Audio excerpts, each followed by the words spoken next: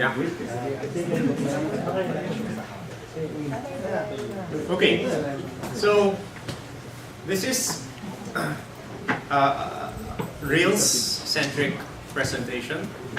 So I apologize if you're not familiar with that and you do other kinds of Ruby development. But I have a question for you guys. So when you do Ajaxy stuff, and you likely use partials if you want to use this in different pages throughout the site. How do you organize your controllers, and how do you put everything like nice and clean in a clean way? Like for example, these partials, they need certain variables, right? And how do you feed them in different, I don't know, maybe because I'm giving a talk because because I don't know how how that's done in a clean way. But I just want to know. I mean, Shared folder. Shared folder. And yeah, it depends if it's specific enough to a single resource, then it can Put it in the a view resource folder. controller. If it's Common This is folder. the shared folder. Then you have subfolders and shared. Then where does the JavaScript go? wait. You can have .js.erb files. Oh. Wow, that's really Rails 3.1. Well, I guess that just means I'm not completely wrong, and it's and I can continue with the talk. It's difficult. It's like if you want to reuse this thing, especially this Ajaxy, this thing all over your site, it can get pretty complicated. Maybe you'll stuff everything in the application controller, but after that, yeah, like you heard. So the solution would be widgets. Actually, you're familiar with. Have you guys tried to install Discuss in a site? Or you go to Twitter and you want to copy and paste code that shows your stream. It's simple, right? And you can just go to another page and paste that, and it'll work. Maybe you put some information there. You'll replace your application ID or an ID that's for you, so that Discuss or Twitter will know what content to give you, but it's not tied in with everything else in your application so much. So there is something like this for Rails, and it's called Apotomo. It actually means all power to the models, and it's a widget framework for Rails, and you can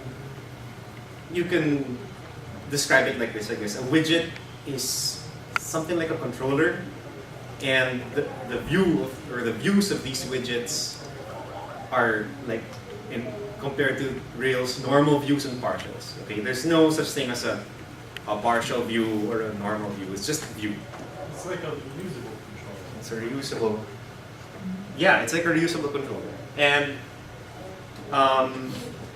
you can build pretty complex things in a single page with this. I don't want to show you code because I just want to explain. So the way it works, can you see this? It's a controller, and in the controller lives your widgets. And any widget in the same tree, so that's your tree, they can talk to each other. Like widget 1 will fire an event, and the rest, if they're listening to that, they can react in their own way. I have a sample, actually. And it's a sample that the guy that made the framework uses also.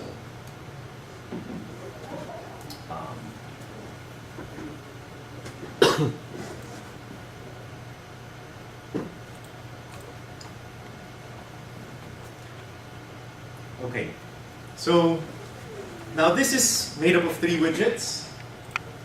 This is the actually just a to-do list, super simple to-do list item. I don't think this will show the full power of Apotomo, but it's good enough. This is the form widget for making to-do items, and this is the to-do list, but there's nothing yet, right?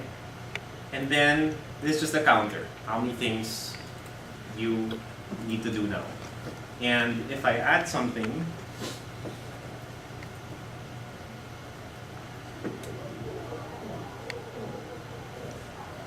the form sends the information to its widget, and then the to-do list widget is listening to any new item created, and then it updates its own view, which is this part. And then this guy here is also listening to that and just updates itself. So when I delete from here, the delete sends the delete event to the to-do list widget, which broadcasts it and says, okay, something was deleted. And the counter says, okay, something was deleted, so update its view. How many requests did that make to the web server? That just makes, Is it more than one Ajax? Is it you know, that's a good question. I actually didn't look in, like if you're updating multiple things on the page, Yeah. if it compresses it into one That's what Developer thing for you. Use WebSocket. You want to know? Go! Server logs. View, developer. Inspect element. Let's add one. So if we add one,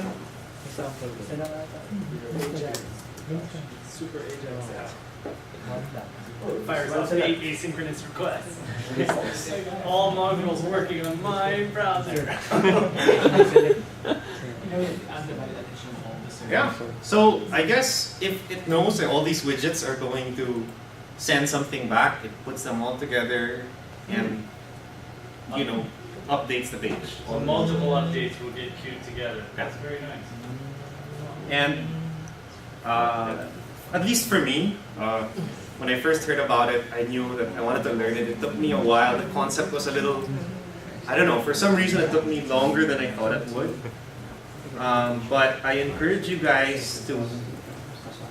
Do you use a different web server or app server or just your normal? These are middleware. Yeah, It's responding to it lives on controllers.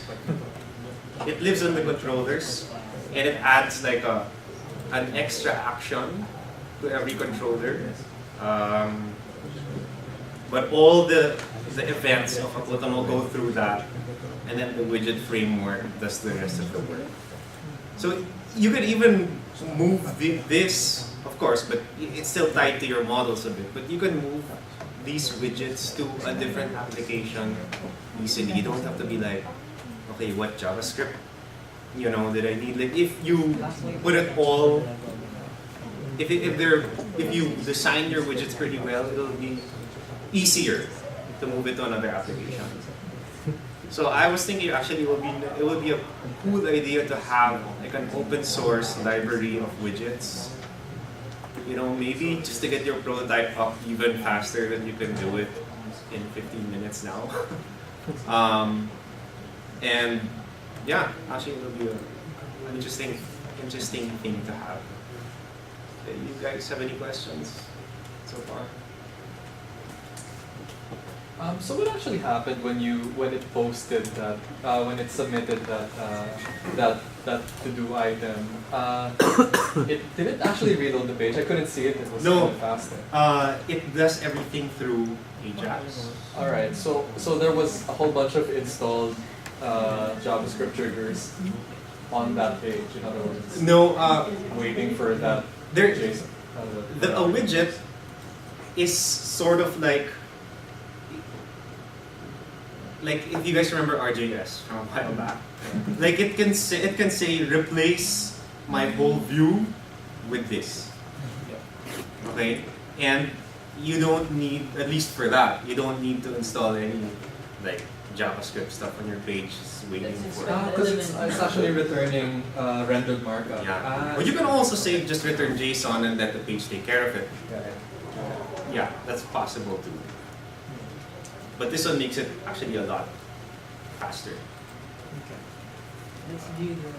I always thought the old way of just rendering some markup on the server and some partial and sending that back, it was pretty. I mean, it worked.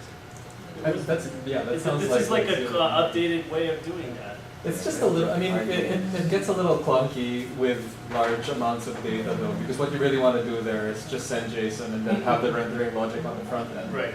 But I mean, with things like this, I guess it's fine. That's totally acceptable. Right. So, I just think it's overkill to do a huge JavaScript page update. yeah. JavaScript coded, hand-coded page update for typical use cases.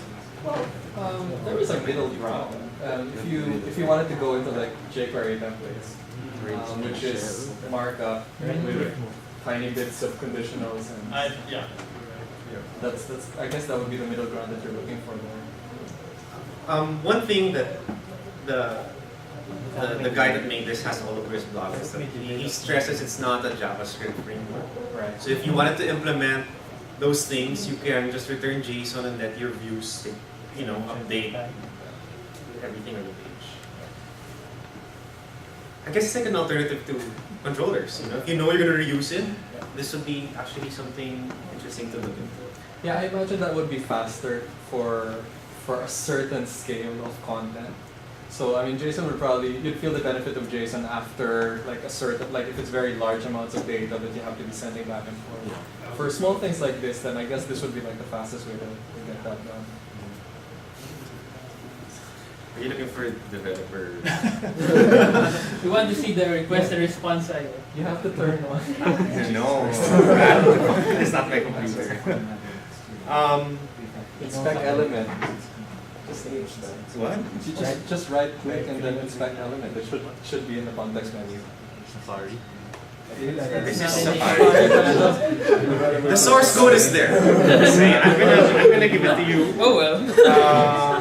It's not that it's not installed. You have to turn it on in I just need to- preferences kasi hindi siya on by default. So, if you want to take a look at the example, I put up a project there, frog-Apotomo in my GitHub account, and the gem is that link below. Cool. That's it.